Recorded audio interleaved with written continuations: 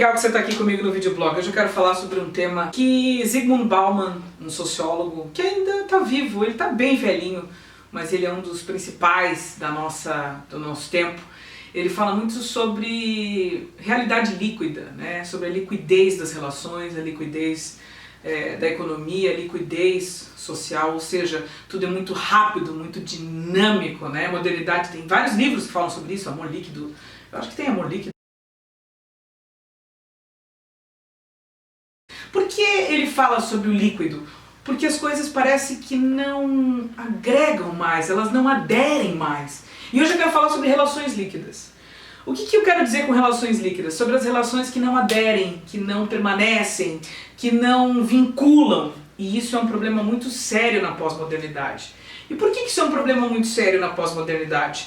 Porque as pessoas não dão tempo ao tempo. Ou seja, as pessoas querem tudo fast food, tudo no drive-thru, tudo muito rápido, tudo muito dinâmico. E aí as relações humanas não se dão dessa maneira. E por que não se dão dessa maneira? Porque a gente é composto de uma coisinha chamada psique. A gente tem um aparelho psíquico. O Freud descobriu isso. Ele descobriu isso no início do século XIX e ele foi um dos pais da psicanálise. Ele começou a estudar um pouquinho sobre hipnose. Tinha um cara chamado Charcot que hipnotizava algumas das suas pacientes e ele começou a descobrir que alguns problemas de saúde não vinham da questão necessariamente fisiológica, mas psicológica, da psique, da mente, né? E aí surge o termo psicossomático, ou seja, as doenças que aparecem por causa da parte emocional. E aí, a partir desse momento, quando ele entende que, quando os médicos começam a entender que a gente não é só feito de carne, sangue, ossos e nervos, e a gente tem um aparelho psíquico que o Freud chama, a gente tem uma psique, uma parte inconsciente, subconsciente, consciente do nosso ser, a gente começa a entender que o ser humano é muito mais complexo. E aí vem a questão, se eu quero me relacionar com alguém a longo prazo, se eu quero realmente criar vínculos, se eu quero realmente amar e ser amado, como que eu posso achar que eu vou conhecer uma pessoa num final de semana? Como eu posso achar que eu vou conhecer uma pessoa em 3 dias, em 1 mês ou em 1 ano?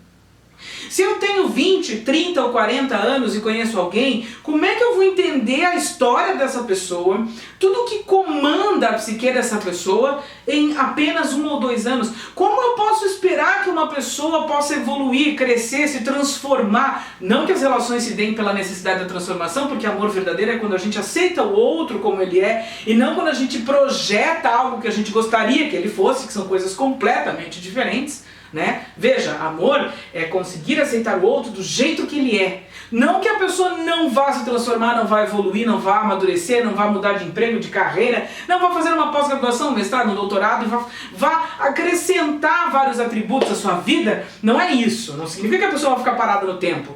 Mas eu preciso aceitar essa pessoa como ela é. E aí vem de novo a questão, como eu vou fazer isso em tão pouco tempo? Como que eu aprendi isso na vida?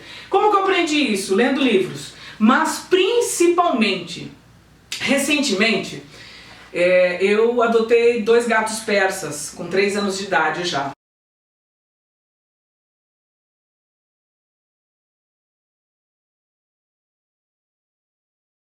E é interessante o gato persa porque ele é muito parecido com o ser humano, ele primeiro precisa conhecer, se ambientar e aí começar a ter confiança para que ele vá se soltando, vá se sentindo ambientado, vá se sentindo em casa e ele possa se entregar ao afeto, ele possa se entregar à confiança, né?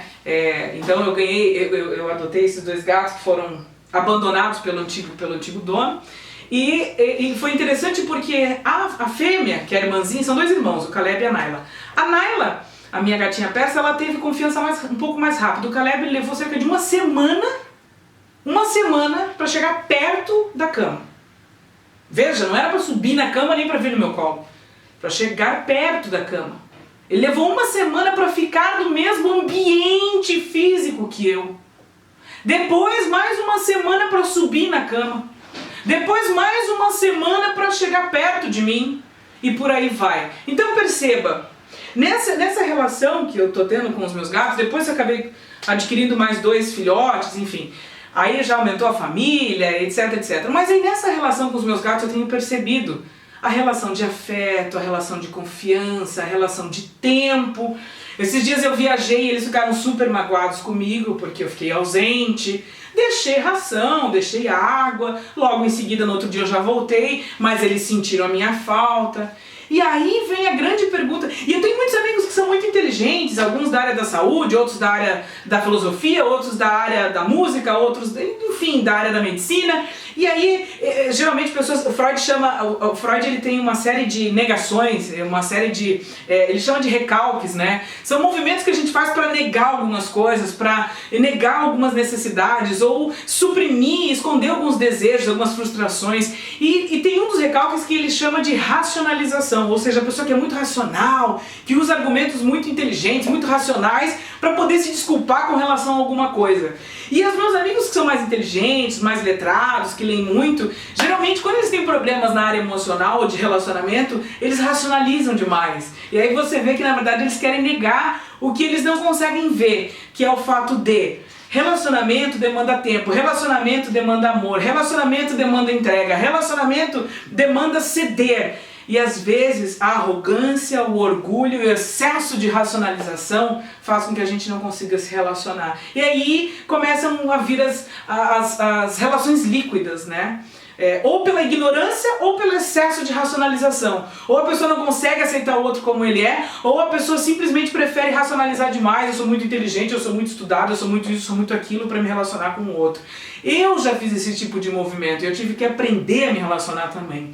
Então fica a dica para você, que se você realmente quer ter relações duradouras, você vai ter que se entregar, vai ter que se permitir, vai ter que aceitar o outro, vai ter que aprender sobre isso. Às vezes vai precisar de uma terapia, vai precisar se conhecer, principalmente.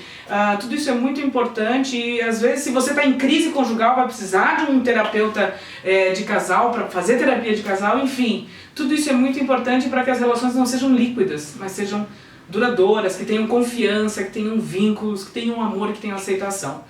Bom, esse assunto é extenso, acho que eu vou ter que gravar outros programas pra gente tratar mais disso. Mas enfim, obrigada por estar aqui comigo. Se gostou, curte aí, se inscreva no canal, indique pros seus amigos. Até a próxima.